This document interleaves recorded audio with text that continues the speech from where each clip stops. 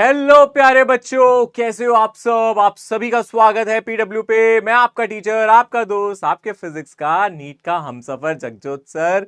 और आप लोगों के सामने लेके आया हूं summary lecture number 8, rotation motion पे, यकीन 5.0 पे। सो स्टूडेंट्स, मैंने आपको ये चैप्टर स्टार्टिंग से लेके लास्ट तक पढ़ाया। मैंने सारे ही कॉन्सेप्ट इसमें क्लियर कराए। मैंने आपको बताया कैसे आप मोमेंट ऑफ इनर्शिया निकाल सकते हो, कैसे आप parallel axis, perpendicular axis theorem लगा सकते हो, सब कुछ। टॉर्क के बारे में हम लोगों ने सीखा, एंगुलर मोमेंटम उसके कंजर्वेशन के बारे में सीखा। अब मैं जानता हूं इतने सारे लेक्चर के बाद कुछ ना कुछ चीजें जो दिमाग से स्लिप हो ही जाती हैं। ह्यूमन टेंडेंसी है सर, बच्चे हैं सर, हम मासूम हैं, भूल गए। कोई बात नहीं, एक समरी लेक्चर आप लोगों के लिए मैं लेके आया हूं स्पेशली इस चैप्टर के लिए। सबसे अच्छे से मैंने सारी स्लाइड्स रख दी हैं, जो मैंने आपको पढ़ाई हैं उन्हीं स्लाइड्स को दोबारा रख दिया ताकि आप लोगों को रिवाइज करना आसान हो जाए। तो यानी कि सारे लेक्चर्स का एक जूस निकाल दिया और उसको आपके सामने यहां रख दिया। सो तैयार हो आप इस समरी लेक्चर के लिए?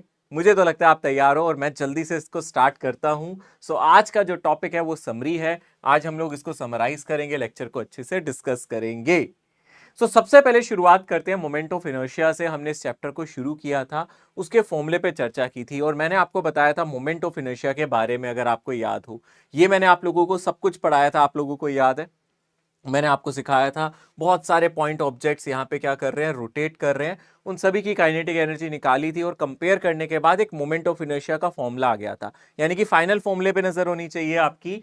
Final formula discrete mass system के लिए हम लोगों ने ये डिफाइन किया था। ये फॉर्मूला था डिस्क्रीट मास सिस्टम का मोमेंट ऑफ इनर्शिया, है ना। Moment of inertia discrete mass system में क्या होता है, m1r1 square plus m2r2 square plus m3r3 square. सभी आप मासेस को ऐड करते हो, डिस्टेंस उनका लेते हो एक्सिस ऑफ रोटेशन से। मासेस जितने एक्सिस ऑफ रोटेशन से दूर होंगे, मोमेंट ऑफ इनर्शिया उतना ही ज्यादा आएगा। ये मैंने आपको पढ़ाया था, तो ये फॉर्मूला आप लोगों को याद रखना है। ये क्रूशियल वाला फॉर्मूला है, ये इंपॉर्टेंट वाला फॉर्मूला है मोमेंट ऑफ इनर्शिया का। This is the formula slide number 1, जो आपके लिए बहुत ज्यादा इंपॉर्टेंट है। आगे बढ़ते हैं। मोमेंट ऑफ इनर्शिया का जब मैंने ये फॉर्मूला पढ़ाया था तो मैंने सभी चीजों का मीनिंग भी लिखवाया था, तो मैं चाहता हूं वो मीनिंग आप लोगों को याद रहे, इसलिए मैं सब कुछ यहां रख रहा हूं। तो किस किस पे डिपेंड करता है, ये मास पे डिपेंड करता है, distance of axis of rotation से कितने डिस्टेंस पे है, और कैसे कैसे मास डिस्ट्रीब्यूटेड है, ये सभी पे डिपेंड करता है। ऐसा यूनिट केजी मीटर पर सेकेंड आपको याद होगी, प्लस इसकी डायमेंशन भी हम लोगों ने लिखी थी ml स्क्वायर, के जी मीटर स्क्वायर, यानी कि ml स्क्वायर। यहां पे हम इसकी डायमेंशन भी देख सकते हैं। मासेस जितना दूर होगा एक्सिस ऑफ रोटेशन से, उतना ही ज्यादा मोमेंट ऑफ इनर्शिया मिलेगा। इसके बाद moment of inertia continuous system के लिए हमने देखा था। डिस्क्रीट मास सिस्टम के लिए फॉर्मूला क्लियर था, हम simply m1r1 square, m2r2 square, m3r3 square लिख सकते थे। बट एक कॉन्टिन्यूस ऑब्जेक्ट की अगर हम बात करें, चर्चा करें, जहां बहुत सारे मासेस एक के बाद एक के बाद एक के बाद एक के बाद बहुत सारे मासेस हैं, infinite number of point masses हैं जिनको हम काउंट भी नहीं कर सकते, वो कॉन्टिन्यूस मास सिस्टम कहलाता था। यानी कि नंबर ऑफ मासेस इनफाइनाइट हो जाते थे। याद आ रहा है, पढ़ाया था ना। वहां पे इंटीग्रेशन का हमें इस्तेमाल करना होता था, आर स्क्वायर डीएम, और फिर हम यहाँ लिमिट्स डालते थे, suitable limits depending upon axis of rotation कहां से पास कर रही है। तो ये वाला फॉर्मूला पढ़ा था। इससे मैंने आपको रॉड का डिराइव कराया था। रॉड के सेंटर ऑफ मास से हमने देखा था ml स्क्वायर डिवाइडेड बाय 12, और एंड पॉइंट से ml square divided by 3 moment of inertia हम लोगों ने यहाँ पे कैलकुलेट किया था। ओके। फिर हम लोगों ने देखा था रॉड एट सम एंगल, अगर रॉड किसी एंगल पे होती है, रोटेट करती है, यानी कि जो मेरी रॉड है वो ऐसी है ना, और ये किसी एक्सिस के अबाउट रोटेट कर रही है, ये इस तरीके से रोटेट कर रही है, ये कुछ इस तरीके से रोटेट कर रही है। तो इस रॉड का जो रोटेशन है वो कुछ इस तरीके से है। एक्सिस यहाँ से बीच में से पास कर रही है और रॉड का रोटेशन ऐसे है। एक्सिस से ये किसी एंगल पे, ये एक्सिस है, इससे किसी एंगल पे है, वो थीटा पे है। यहां से हम लोगों ने इसका फॉर्मूला देखा था, क्योंकि एंड पॉइंट यहां पे है, तो ml square by 3 sine square theta. और रॉड अगर सेंटर ऑफ मास के अबाउट रोटेट कर रही है इस तरीके से, ये कभी ऐसे हो रही है, कभी ऐसे हो रही है, कभी ऐसे हो रही है, यानी कि ये इस तरीके से रोटेट कर रही है, ठीक है ना। ये इस तरीके से रोटेट कर रही है, सेंटर ऑफ मास के अबाउट इस तरीके से रोटेट कर रही है। तो यहां पे पहले एंड पॉइंट से कर रही थी, अब सेंटर ऑफ मास से कर रही है, तो ml स्क्वायर बाय 12 आ जाएगा। जैसे ही ml स्क्वायर बाय 3 है, वो ml स्क्वायर बाय 12 आ जाएगा। और साइन स्क्वायर थीटा, थीटा यहां फिक्स्ड एंगल है एक्सिस से, इसके बाद हमने सेक्टर ऑफ अ डिस्क के लिए डिस्कस किया था। मैंने कहा था जैसे कि पिज्जा होता है वैसे एक सेक्टर होता है डिस्क का। इसका मोमेंट ऑफ इनर्शिया इस एक्सिस से जो इसके प्लेन के परपेंडिकुलर है यहां से आता था मेरा mr²/2। यहां पे हम लोग कह सकते हैं सेक्टर वाले केस में हम डायरेक्टली इस फॉर्मूले को लिख सकते हैं। ये फॉर्मूला हमने देखा था। सेक्टर का moment of inertia mass of sector into radius का स्क्वायर डिवाइडेड बाई 2 होता है। तो अगर हमने सेक्टर को बड़ी डिस्क में से काटा है और बड़ी डिस्क का मास m है तो पहले हमें सेक्टर का मास निकालना पड़ेगा।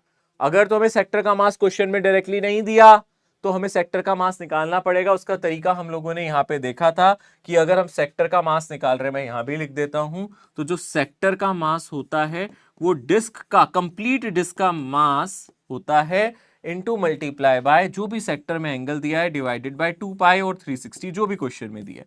तो यानी कि हम इसको सब्स्टिट्यूट यहां कर सकते हैं। ठीक है ना।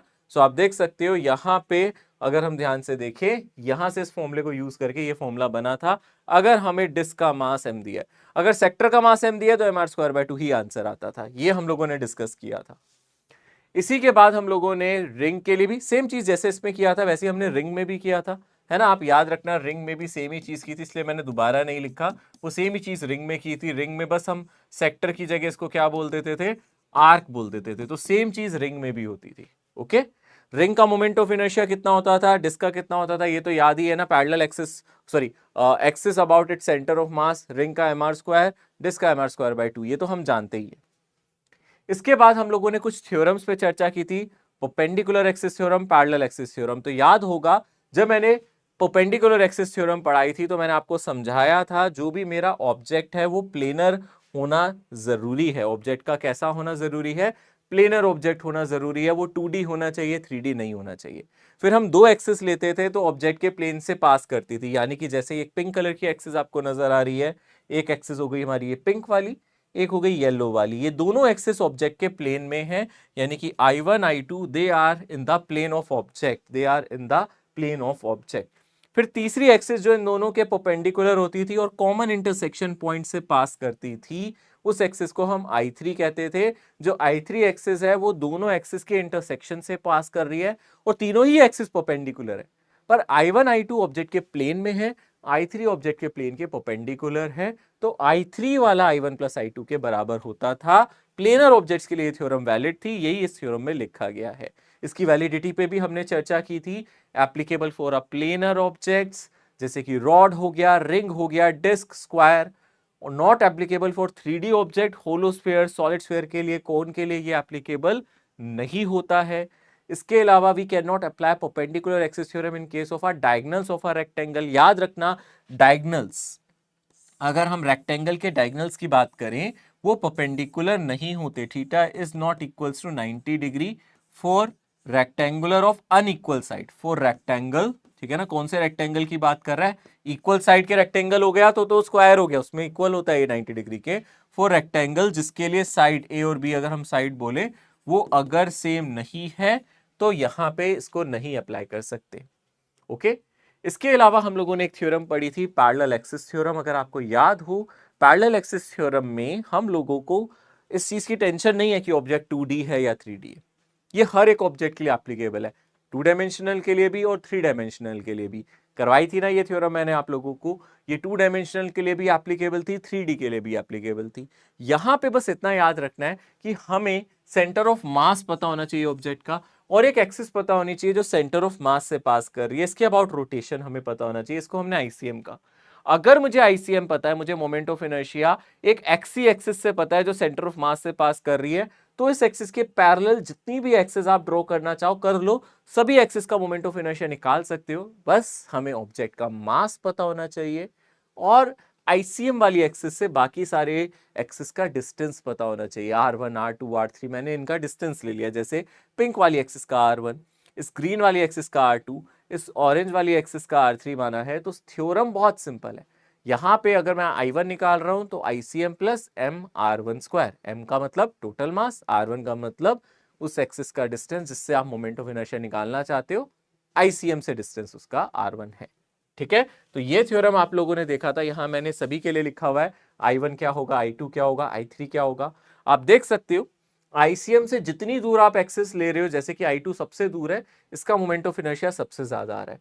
सबसे करीब वाली एक्सिस I3 है तो इसका सबसे कम आ रहा है।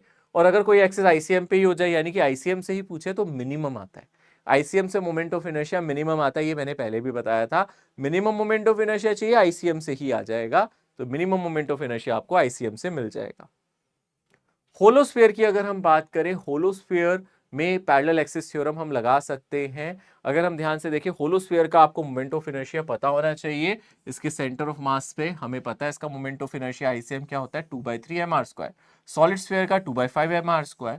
तो पैरेलल एक्सिस थ्योरम अगर हम लगा रहे हैं, हम इसकी बाउंड्री से अगर निकालना चाहते हैं, इस एक्सिस से निकालना चाहते हैं, axis that touching the surface of the sphere, तो ये पैरेलल एक्सिस थ्योरम से निकल सकता है। इन दोनों के बीच का जो ये डिस्टेंस है वो बन जाएगा r, और यहां से क्या लग जाएगा, आईसीएम, यानी कि 2/3 mr² प्लस mr², और ये आ जाएगा 5/3 mr²।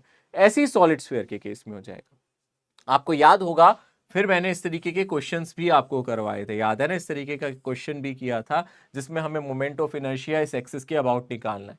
तो ये इसी थ्योरम पे बेस्ड है, ये प्रीवियस ईयर का क्वेश्चन है, आप देख सकते हो, ऐसा ही क्वेश्चन आर्काइव में आया था। तो यहाँ आप इसका निकाल लेते थे, अगर ये होलोस्फीयर है तो 2/3 mr², और यहां से यहाँ पहले पैरेलल एक्सिस थ्योरम, यहां से यहाँ, तो तीनों का मोमेंट ऑफ इनर्शिया निकाला था।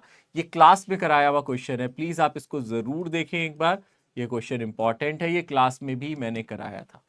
ओके, ऐसे ही सॉलिड स्फीयर में भी आप लगा सकते हो, क्योंकि यहां से मुझे पता है 2/5 mr² होगा। कोई भी एक्सिस यहां से ले लो, इसको मैं आईसीएम कह सकता हूं, जो सेंटर ऑफ मास से पास कर रही है, तो 2/5 mr²। फिर इस एक्सिस का कितना हो जाएगा, 2/5 mr² प्लस mr²।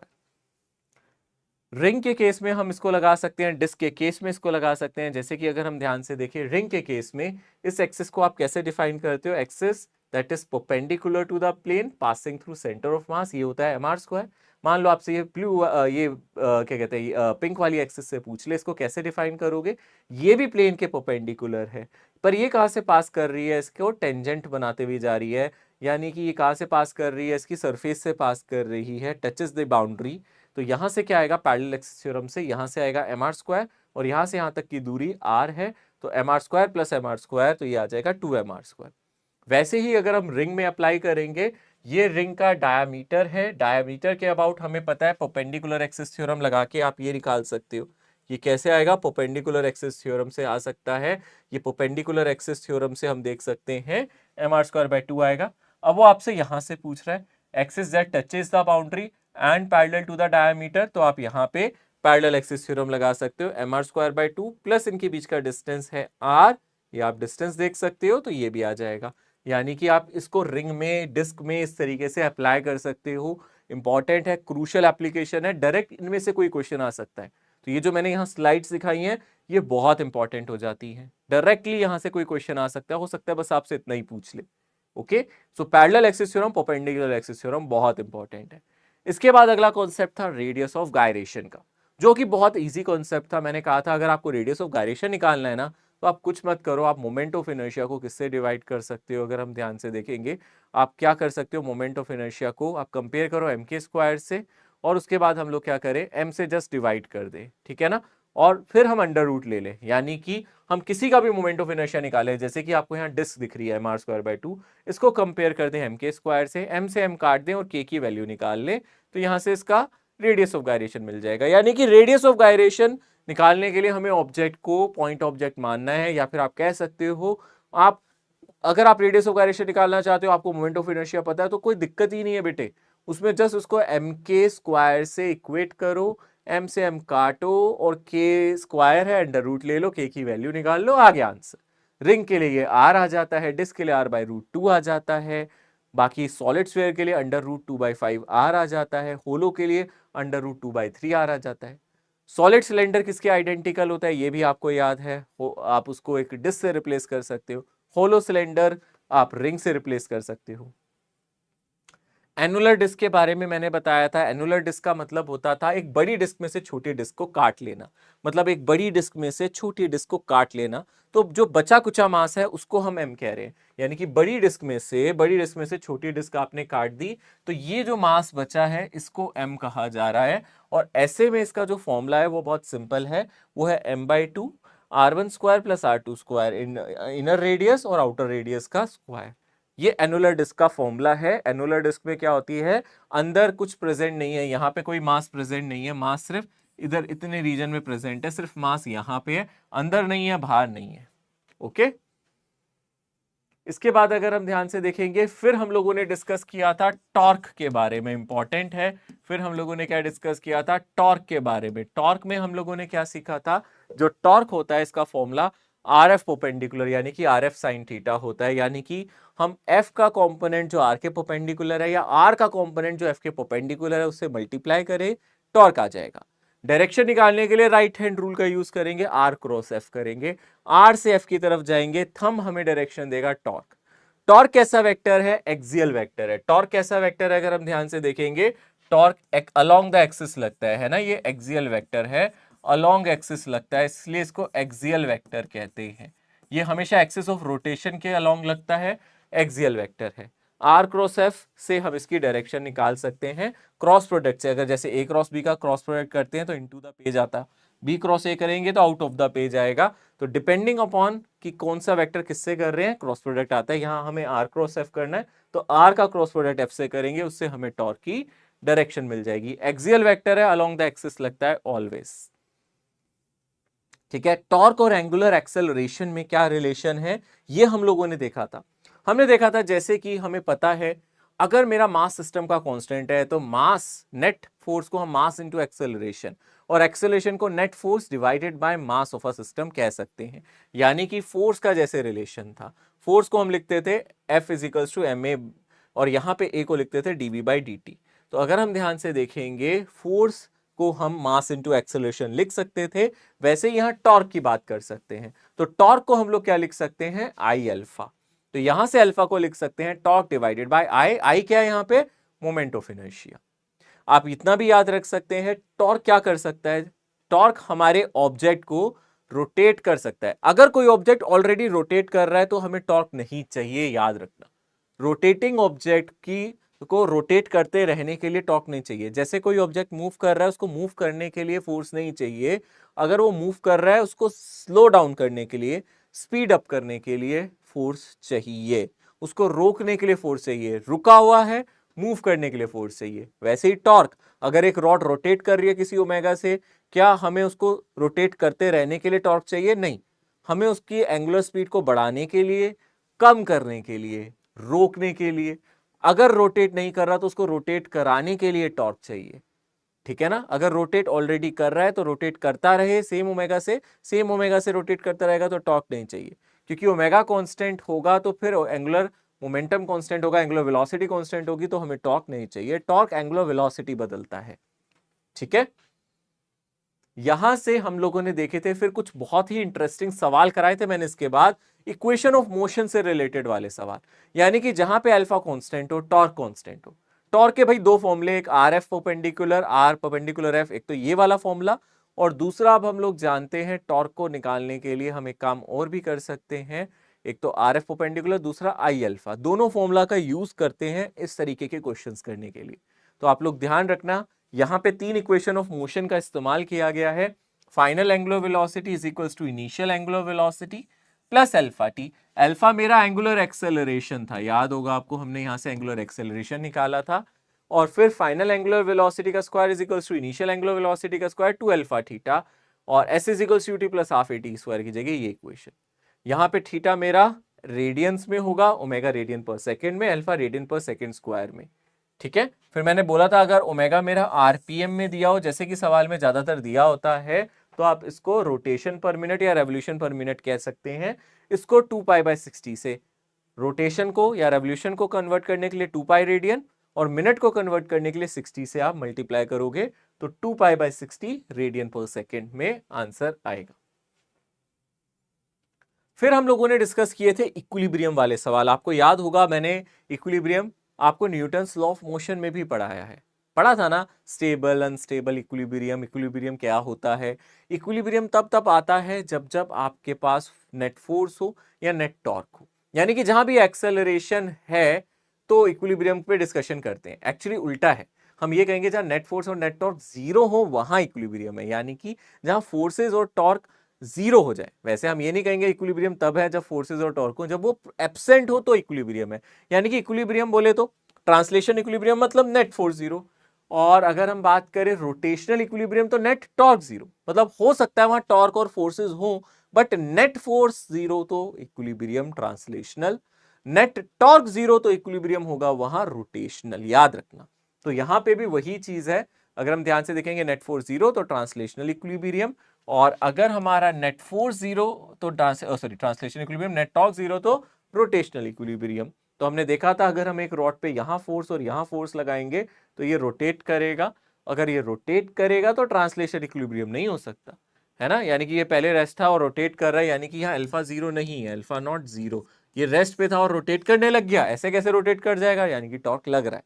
और अगर हम ध्यान से देखेंगे सेकंड केस में दोनों फोर्सेस ऐसे लग रहे हैं, ये रोटेट नहीं कर रहा तो रोटेशनल इक्विलिब्रियम है, पर यहाँ पे ट्रांसलेशन इक्विलिब्रियम नहीं है क्योंकि इसके पास एक्सेलरेशन होगा।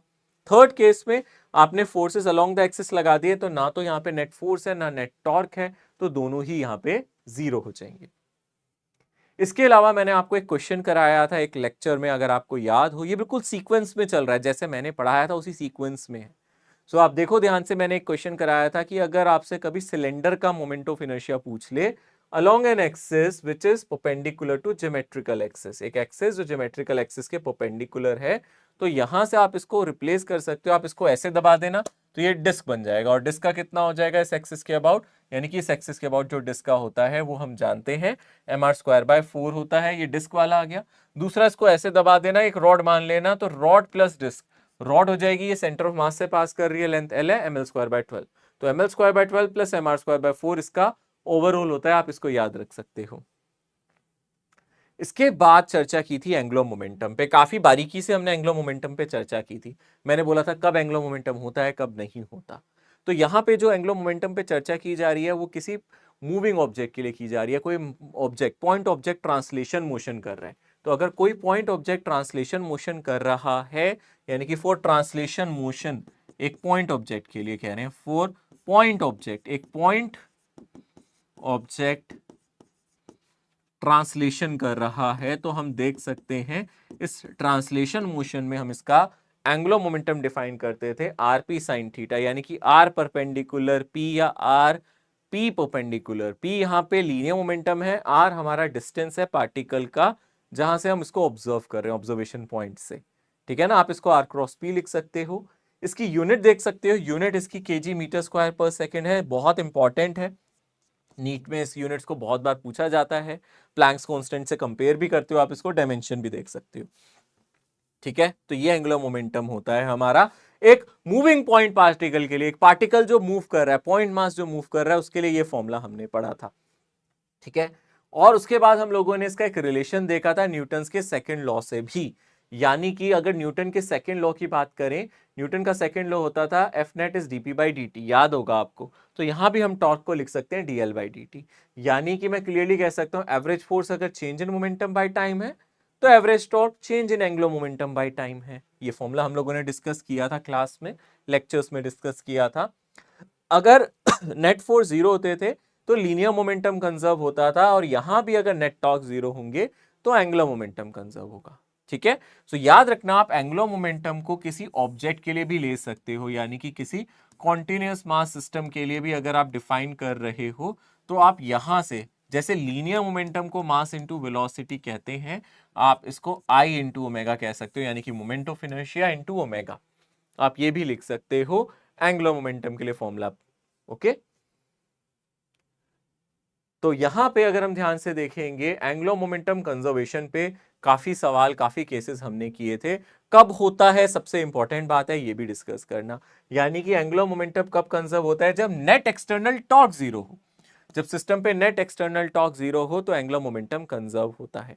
आप लोग याद रखना, कभी भी सोलर सिस्टम में भी पूछ लेता है, जैसे कि ये सन है और यहां पे अगर आपको बोलते अर्थ, इस सिस्टम में क्या होगा, तो आप याद रखना सन अर्थ सिस्टम में भी नेट टॉर्क आप किसी भी पॉइंट से देखोगे जीरो होगा, क्योंकि ये दोनों फोर्सेस एक दूसरे की तरफ है, ये कपल भी हैं और एक दूसरे की तरफ जा रहे हैं, तो नेट फोर्स भी जीरो और नेट टॉर्क भी आप किसी भी पॉइंट से देखोगे हमेशा यहाँ जीरो होगा। सन मास सिस्टम में, सन अर्थ सिस्टम में भी, सन प्लैनेट सिस्टम में भी नेट टॉर्क जीरो होता है, ओके। सो अगर नेट टॉर्क जीरो होता है तो क्या होता है, एंगुलर मोमेंटम सिस्टम का कंजर्व होता है, यानी कि उस सिस्टम में भी हमेशा कंजर्व रहेगा। ऐसे हर सिस्टम में जहां एक्सटर्नल टॉर्क नहीं है वहां पे एंगुलर मोमेंटम कंजर्व है। जो इनिशियल मोमेंटम है एंगुलर वही फाइनल है। इनिशियल एंगुलर मोमेंटम किसके बराबर है हर बार, फाइनल के। तो I1 omega 1 is I2 omega 2 हम लिख सकते हैं।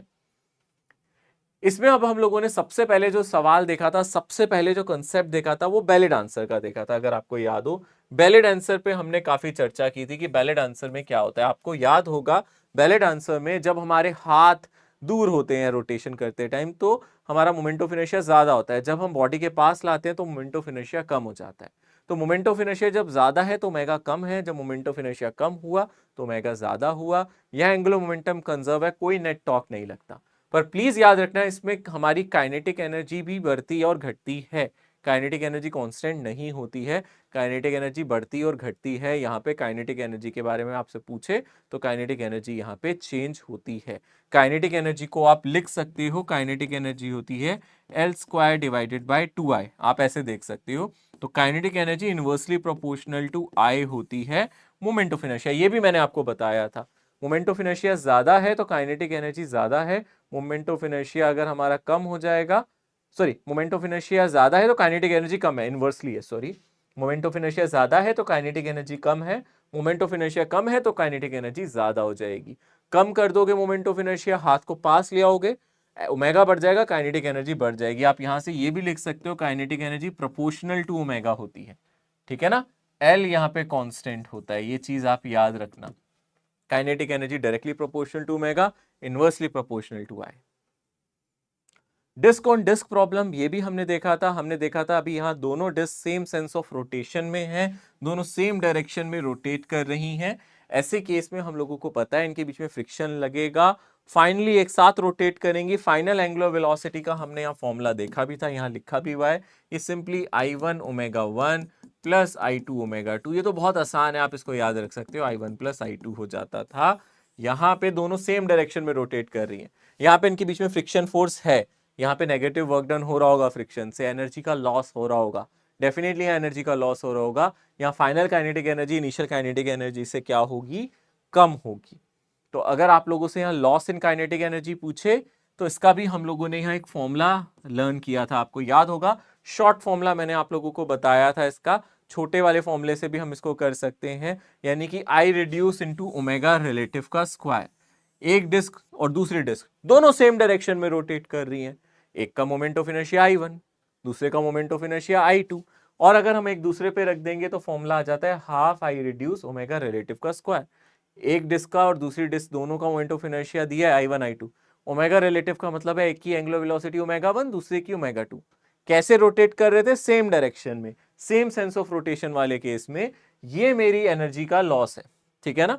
ऑब्वियसली लॉस है इसलिए नेगेटिव में आएगा, तो यहां से half I1 I2 I1 plus I2 omega 1 minus omega 2 का स्क्वायर हो जाएगा, क्योंकि I रिड्यूस का मतलब है यहाँ पे product of moment of inertia divided by total moment of inertia.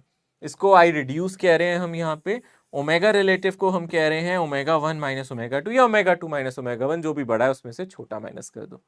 सिर्फ अगर आप इसका मैग्नीट्यूड करोगे तो नेगेटिव साइन लेने की जरूरत नहीं है। अगर आप सिर्फ लॉस की बात करना चाह रहे हो, आप सिर्फ चेक करना चाह रहे हो कि सर ओवरऑल कितना लॉस हो रहा है, तो आप सिंपली इसको कितना लिख सकते हो, half I1 I2 omega 1 minus omega 2 का स्क्वायर।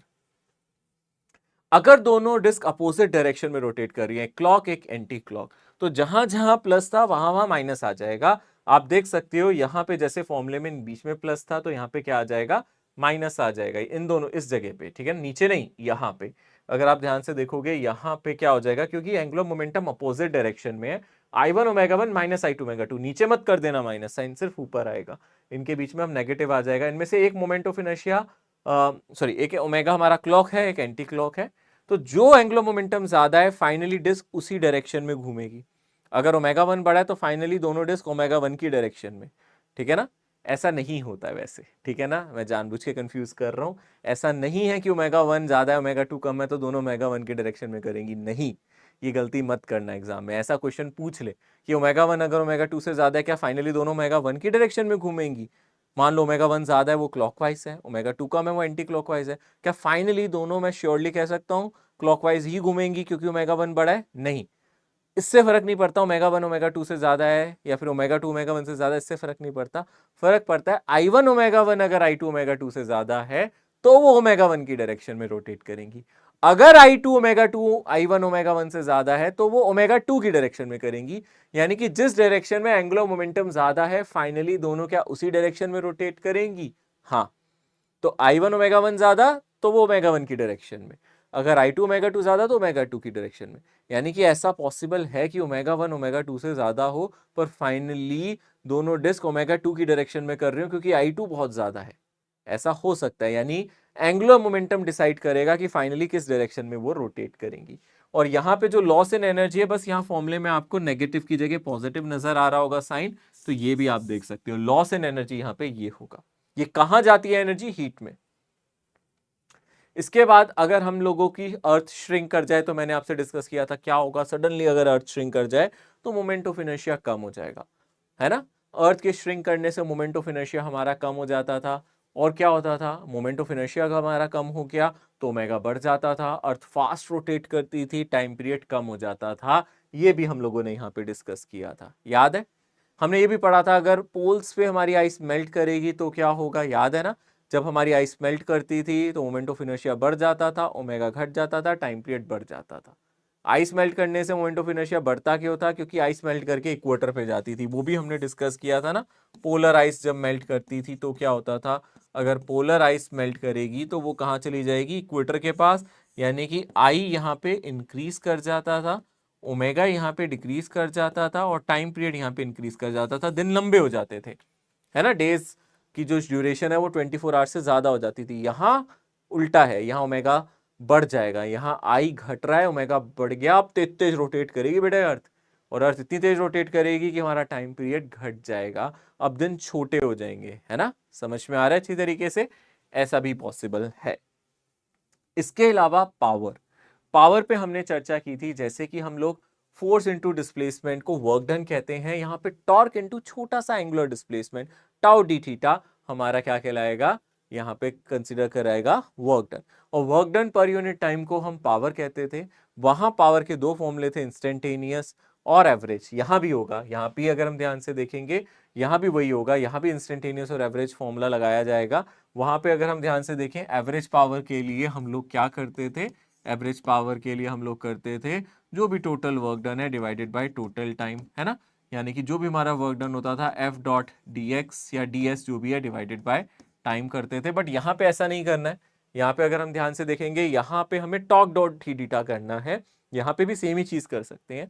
यहाँ पे हमारी चेंज इन काइनेटिक एनर्जी क्या हो जाएगी, जैसे यहाँ पे चेंज इन काइनेटिक एनर्जी होती थी half m v square minus u square, यहाँ पे हम लिख सकते हैं half I omega square minus omega initial का स्क्वायर, ओमेगा फाइनल का स्क्वायर माइनस ओमेगा इनिशियल का स्क्वायर। ऐसे हम वर्क डन कैलकुलेट कर सकते हैं, ठीक है ना। और डिवाइडेड बाय टाइम कर देंगे। यहाँ पे इंस्टेंटेनियस होता था क्या, f dot v. Translation motion में क्या होती थी, फोर्स डॉट वेलोसिटी। यहाँ पे टॉर्क डॉट एंगुलर वेलोसिटी से हम इंस्टेंटेनियस पावर निकाल सकते हैं। फोर्स डॉट वेलोसिटी की जगह, फोर्स की जगह टॉर्क, वेलोसिटी की जगह एंगुलर वेलोसिटी। फिर हम लोगों ने डिस्कस किया था रोलिंग मोशन पे, और रोलिंग मोशन में मैंने बोला था हम इसको कॉम्बिनेशन लेते हैं। किसका कॉम्बिनेशन होता है rolling motion? Translation motion plus rotation, दोनों को जोड़ दो। ट्रांसलेशन मोशन भी है, रोटेशन मोशन भी है, दोनों को कंबाइन कर दो, क्लब कर दो, एक नया मोशन बनेगा जिसको हम क्या बोलेंगे, रोलिंग मोशन। तो यहां पे ट्रांसलेशन, यहां रोटेशन। ट्रांसलेशन में क्या होता है, हर पॉइंट उसी वेलोसिटी से जाता है जिस वेलोसिटी से आपका सेंटर ऑफ मास जा रहा होता है। इस पॉइंट की भी वही, इस पॉइंट की भी, इसकी भी, इसकी भी, इसकी भी। रिजिड ऑब्जेक्ट है, सभी पॉइंट सेम वेलोसिटी से आगे जा रहे हैं यहाँ पे क्योंकि सेंटर ऑफ मास जा रहा है। रोटेशन में ऐसा नहीं है। अगर आप ध्यान से देखोगे, मुझे एक्सिस ऑफ रोटेशन देखनी होती है और ये पॉइंट है अगर, तो ये टेंजेंशियली जाएगा ऐसे। ये पॉइंट है अगर तो ये टेंजेंशियली नीचे जाएगा, ये पॉइंट तो पीछे जाएगा, ये पॉइंट ऊपर जाएगा।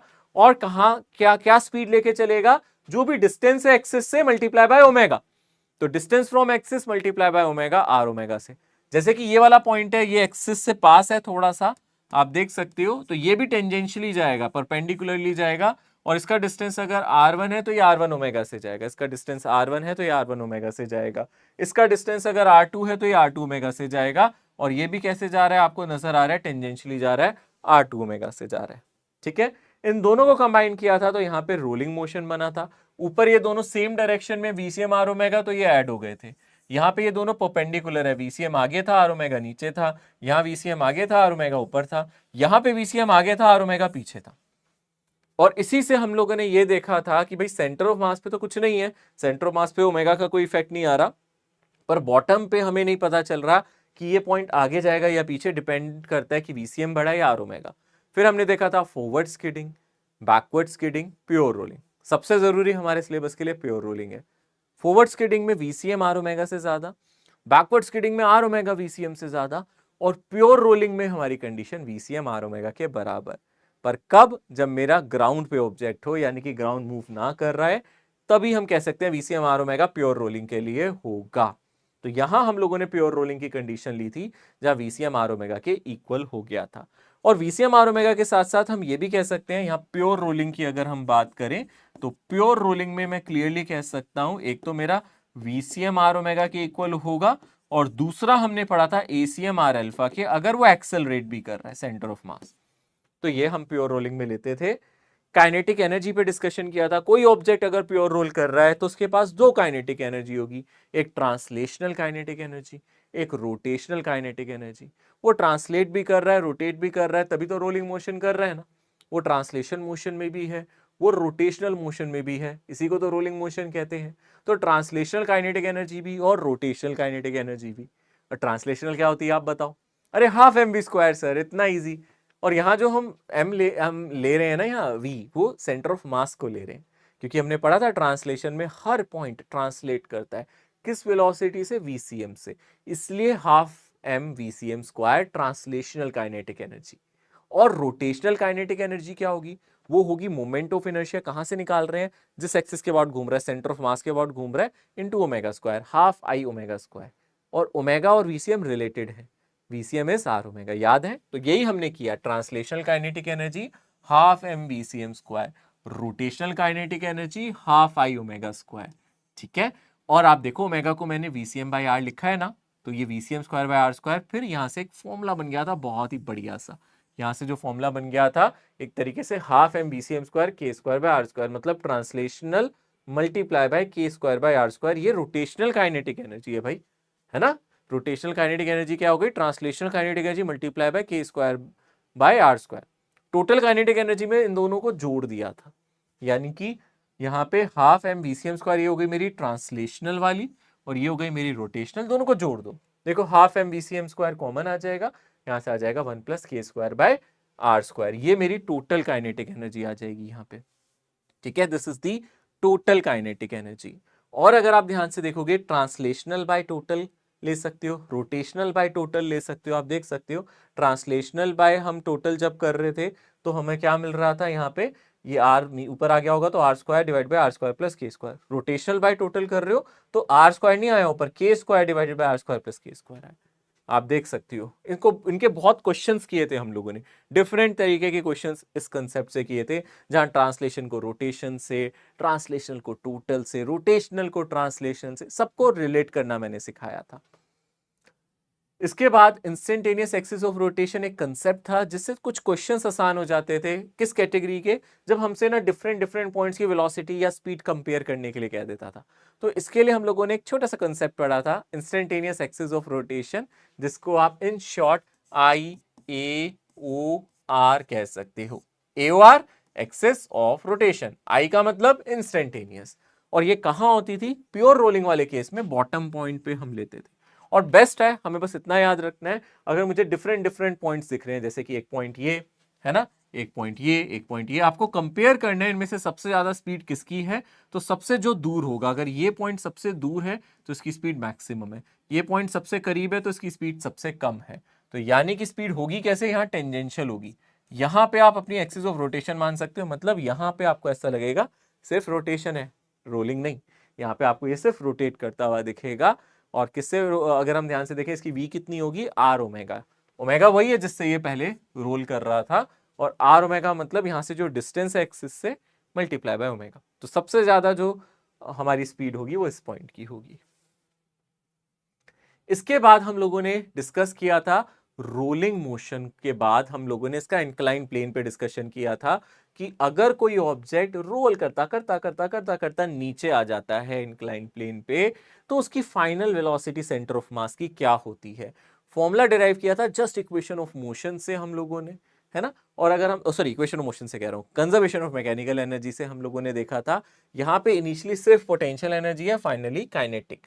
पर काइनेटिक एनर्जी ट्रांसलेशनल नहीं है, ट्रांसलेशनल प्लस रोटेशन है। तो इनिशियल हमारी potential energy mgh, final kinetic energy half mvcm square plus half k square, sorry 1 plus k square by r square. ये टोटल काइनेटिक एनर्जी को टोटल पोटेंशियल एनर्जी से equate किया, कितना आ गया, free fall में आंसर आता है √2gh। यहाँ √2gh divided by 1 plus k square by r square, याद रखना ये भी आएगा, ठीक है ना, क्योंकि यहाँ सिर्फ ट्रांसलेशन नहीं है, रोटेशन भी है, रोलिंग मोशन है।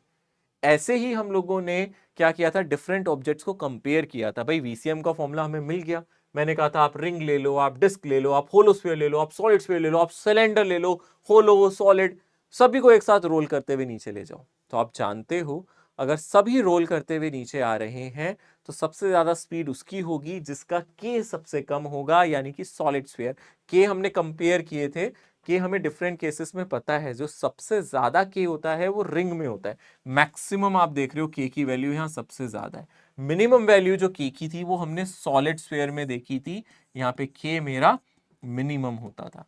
तो जो सबसे ज्यादा स्पीड से नीचे आ रहा है वो ऑब्जेक्ट डेफिनेटली हमारा सॉलिड स्फीयर है। जो सबसे कम स्पीड से नीचे आ रहा है वो रिंग है, क्योंकि रिंग में के सबसे ज्यादा है और वी इनवर्सली प्रोपोर्शनल है कुछ के। फिर हम लोगों ने सेंटर ऑफ मास का एक्सेलरेशन भी देखा था, कैसे हम निकाल सकते हैं एक्सेलरेशन ऑफ सेंटर ऑफ मास इस केस में। तो एक्सेलरेशन के लिए मैंने इक्वेशन ऑफ मोशन का यूज किया था, v पता है, u हमें पता है 0 है, तो v square equals u square plus 2as। भाई ये अगर हाइट h है तो ये डिस्टेंस हमने s लिया था, ये आ गया था h बाय साइन थीटा, ये हाइपोटेन्यूज है, साइन थीटा लगा दो अगर नहीं समझ में आ रहा है, यहां से मिल जाएगा। ये डिस्टेंस टोटल है s, यही मेरा हाइपोटेन्यूज है, और यहां पे मेरा एक्सेलरेशन आया था जी साइन थीटा 1 प्लस के स्क्वायर बाय आर स्क्वायर। कोई ऑब्जेक्ट जब स्लाइड करके आता है, फ्रिक्शनलेस सरफेस पे नीचे आता है, या फिर कोई भी ऑब्जेक्ट जब स्लाइड करके नीचे आता है तो जी साइन थीटा से आता है, पर रोल करके आता है तो आप याद रखो जी साइन थीटा 1 प्लस के स्क्वायर बाय आर स्क्वायर, ये एक्सेलरेशन होता है सेंटर ऑफ मास का। तो सेंटर ऑफ मास का एक्सेलरेशन है जी साइन थीटा 1 प्लस के स्क्वायर बाय आर स्क्वायर। यहाँ पे फ्रिक्शन होगा तभी ऐसे आ रहा है। और आप देख सकते हो यहां भी आपका जो के है रिंग का सबसे ज्यादा है, तो डेफिनेटली एक्सेलरेशन भी कुछ कुछ इनवर्सली रिलेटेड है, उल्टा रिलेशन है ना के से, जिसका के ज्यादा उसका ए कम, रिंग का के सबसे ज्यादा उसका ए सबसे कम, ठीक है ना। सॉलिड स्फीयर का के सबसे कम तो उसका ए सबसे ज्यादा एक्सेलरेशन सॉलिड स्फीयर पे होता है, ठीक है। हमने कुछ क्वेश्चंस भी किए थे उस पर, फिर एक्सेलरेशन निकाल के भी देखा था, रिंग का डिस्क का आप निकाल सकते हो। टाइम ऑब्वियस सी बात है भैया, जिसका एक्सेलरेशन सबसे ज्यादा है, जो सबसे ज्यादा स्पीड से आ रहा है, जिसका एक्सेलरेशन सबसे ज्यादा है वही सबसे ज्यादा स्पीड से नीचे आएगा, सबसे कम टाइम में नीचे आएगा। तो यहाँ पे सबसे कम टाइम जो लग रहा है वो आने में लग रहा है सॉलिड स्फीयर को, सबसे ज्यादा टाइम रिंग को लग रहा है। सबसे ज्यादा स्पीड से सॉलिड स्फीयर आ रहा था, सबसे ज्यादा एक्सेलरेशन सॉलिड स्फीयर पे था, बट टाइम सॉलिड स्फीयर का मिनिमम है क्योंकि जल्दी आ जाएगा ना। और टाइम का फॉर्मूला इक्वेशन ऑफ मोशन से v equals u plus at से ही निकाला था, क्योंकि अब हम v भी जानते हैं, हम a भी जानते हैं, अब t तो निकालना है, UCM 0 है। तो आप देख सकते हो ये टाइम आ जाएगा, ठीक है ना। टाइम के फॉर्मूले में k के साथ इसका डायरेक्ट रिलेशन है और साइन थीटा के भी इनवर्सली प्रोपोर्शनल है। इसके बाद हम लोगों ने कपल के बारे में पढ़ा था। तो कपल्स में क्या होता था, दो फोर्सेस लग रहे हैं, टॉर्क मिल रहा है, नेट फोर्स 0 है, और मैंने यहाँ पे एक बहुत इंपॉर्टेंट कंडीशन बताई थी। एक तो यहाँ कंडीशन लिखी थी equal and opposite force, net force 0 होगा, नेट टॉर्क 0 नहीं होगा।